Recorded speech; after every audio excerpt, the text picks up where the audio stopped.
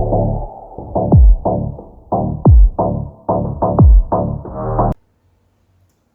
semuanya, jadi balik lagi ke part 2 dari podcast tentang financial technology.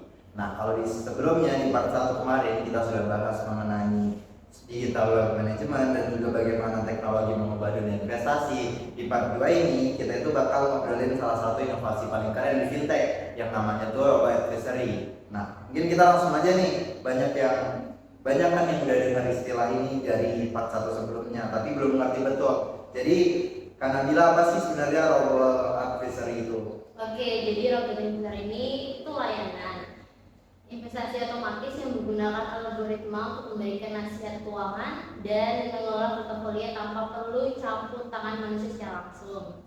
Intinya, ini adalah seperti manajer investasi digital yang bisa bantu kamu menyusun strategi investasi sesuai profil resikomu. Yang menarik, robo advisor ini bisa diakses siapa saja, dari investor pemula sampai profesional. Biayanya juga jauh lebih murah dibanding menggunakan jasa konsultan keuangan konvensional lainnya. Wah, berarti ini tuh kayak punya asisten financial pribadi yang gak pernah tidur gitu ya? Saya bilang gitu sih Kak Tio, bedanya kalau manajer investasi manusia bisa lelah atau emosional nih. Kalau robo advisor bekerja sepenuhnya berdasarkan data dan logika. Prosesnya tuh terstruktur. Biasanya dimulai dari onboarding, pengguna daftar dan isi data pribadi, kemudian risk profiling, sistem menilai karakter resiko kamu, apakah konservatif, moderat, atau agresif. Kemudian yang ketiga ada konstruksi portofolio, berdasarkan hasil portofolio tadi, sistem memilih kombinasi aset yang ideal. Kemudian eksekusi, sistem membeli produk investasi otomatis lewat API broker. Kemudian monitoring dan rebalancing, portofolio kamu dipantau terus nih. Kalau komposisinya melenceng jauh, sistem otomatis menyesuaikannya ulang.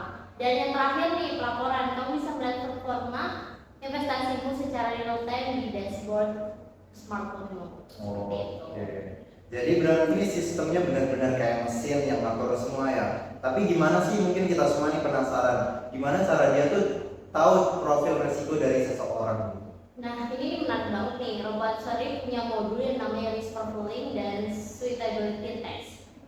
Biasanya pengguna akan mengisi serangkaian pertanyaan seperti berapa lama kamu mau berinvestasi, apa reaksi kamu kalau nilai investasi turun 10%, dan kamu lebih nyaman dapat kecil atau stabil atau besar tapi berisiko.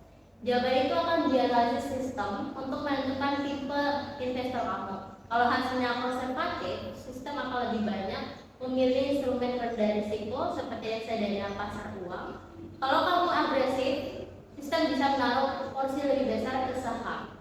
Tapi yang lebih canggih, beberapa platform juga menggunakan data perilaku. Misalnya, seberapa sering kamu login, kapan kamu top up, atau seberapa cepat kamu panik saat harga turun. Dan data itu bikin sistem makin personal dan akurat, seperti itu. Wah, keren banget ya. Jadi makin kesini tuh sistemnya makin paham kebiasaan pengguna ya. Nah, tadi sempat disinggung nih soal rebalancing. Bisa dijelaskan nggak sih lebih dalam mengenai rebalancing itu? Tentu nih, rebalancing itu istilah buat proses menyeimbangkan kembali komposisi portofolio. Misalnya nih, kamu punya portofolio dengan 60% saham dan 40% obligasi. Lalu karena pasar saham naik, porsinya jadi berubah jadi 70%. 70% saham dan 30% obligasi. Nah, supaya resikonya tetap sesuai profilmu, sistem otomatis menjual sebagian saham dan menambah obligasi. Ada dua cara nih untuk rebalancing. Yang pertama berkala, periodik, misalnya tiap 3 atau 6 bulan sekali. Kemudian yang kedua berbasis ambang batas, yaitu kalau pergeserannya sudah melebihi batas tertentu, tujuannya sederhana, yaitu menjaga keseimbangan antara risiko dan potensi returnnya. Oke, nah sejauh ini kan ini sistemnya tuh terdengar keren banget nih. Tapi di Indonesia sendiri, siapa aja sih yang sebenarnya udah menerapkan robo advisory sendiri ini? Sekarang udah ada beberapa yang populer banget nih. 3 diantaranya tuh yang pertama Bibit. Pasti kita tahu Bibit ini apa. Ini mungkin yang paling dikenal oleh investor muda. Bibit mengusung tema goal based investing. Jadi kalau tinggal pilih tujuan, misalnya dana darurat atau tabungan liburan nih, kan kita ini Gen Z banget. Lalu sistem otomatis pilihkan portofolio reksadana yang sesuai. Prosesnya cepat, intuitif, dan cocok untuk pemula. Kemudian kedua itu ada Bareksa. Kalau Bibit fokus pada reksadana retail, Bareksanya lebih luas banget. Dia jadi semacam digital Token Marketplace yang menyediakan berbagai produk investasi termasuk SDT seperti ORI atau sukuk tabungan. Bahkan Bareksa adalah mitra resmi Kementerian Keuangan untuk menjual SBN digital. Kemudian yang terakhir nih ada Ajaib. Nah, Ajaib unik banget karena dia menggabungkan dua dunia, saham dan reksadana. Jadi pengguna bisa belajar analisis dan investasi langsung di dua instrumen sekaligus lewat satu aplikasi. Ajaib juga punya fitur auto recommendation dan edukasi interaktif biar pengguna nggak asal beli saham nih. Oke, berarti itu tiap platform tuh punya keunggulan masing-masing ya. Bibit buat kemudahan, Bareksa buat legitimasi, dan juga Ajaib buat literasinya. Tepat banget nih Kak Tio. Bisa dibilang tiga pemain ini saling melengkapi dalam membangun ekosistem investasi digital di Indonesia. Bibit memperluas inklusi keuangan, Bareksa memberi kepercayaan regulator, dan Ajaib fokus pada pendidikan investor muda. Nah, ngomongin soal bisnis nih, kira-kira mereka tuh dapat uangnya dari mana sih? Nah, ini tuh penting banget nih Kak Tio. Model bisnis laboratori ini umumnya punya tiga sumber utama pendapatan. Yang pertama itu ada aset under management. Mereka ambil potongan kecil dari total dana yang dikelola, biasanya di bawah 1% per tahun. Kemudian ada juga yang pakai sistem berlangganan fitur premium atau analisis mendalam. Kemudian ada bagi hasil dengan manajer investasi atau penerbit produk keuangannya. Tapi yang paling penting, semua biaya ini harus transparan nih. Investor harus tahu dengan jelas berapa biaya layanan yang mereka harus bayar. Oke, sampai sini kan semuanya nih terdengar sempurna. Tapi kita semua nih pasti tahu lah, teknologi atau sistem itu pasti nggak lepas dari yang namanya tuh resiko. Nah, apa aja sih sebenarnya tantangan dan juga resiko yang mungkin muncul dari sistem robo advisory sendiri ini? Oke, benar nih, nggak ada sistem yang benar-benar tanpa resiko. Setidaknya ada 4 kategori resiko utama nih. Yang pertama ada resiko model. Kalau algoritmanya salah satu datanya bias, hasil rekomendasi bisa keliru. Misalnya sistem terlalu optimistis terhadap sektor tertentu. Kemudian ada risiko siber, karena semua data disimpan secara digital, ancaman kebocoran atau peretasan tetap ada. Maka keamanan data harus jadi prioritas. Kemudian ada risiko berlaku. Investor kadang panik nih saat pasar turun walaupun sistem menyarankan untuk tetap tenang. Ini disebut bear risk. Kemudian yang keempat ada risiko biaya atau likuiditas. Kalau investor mau mencairkan dana, tapi aset yang dimiliki kurang liquid, bisa timbul hambatan. Oke, jadi kan tantangannya gitu. Nah, kalau gitu bagaimana sih cara mereka untuk mengatasi resiko-resiko itu? Oke, ini ada beberapa cara nih. Pertama, lewat government dan audit algoritma.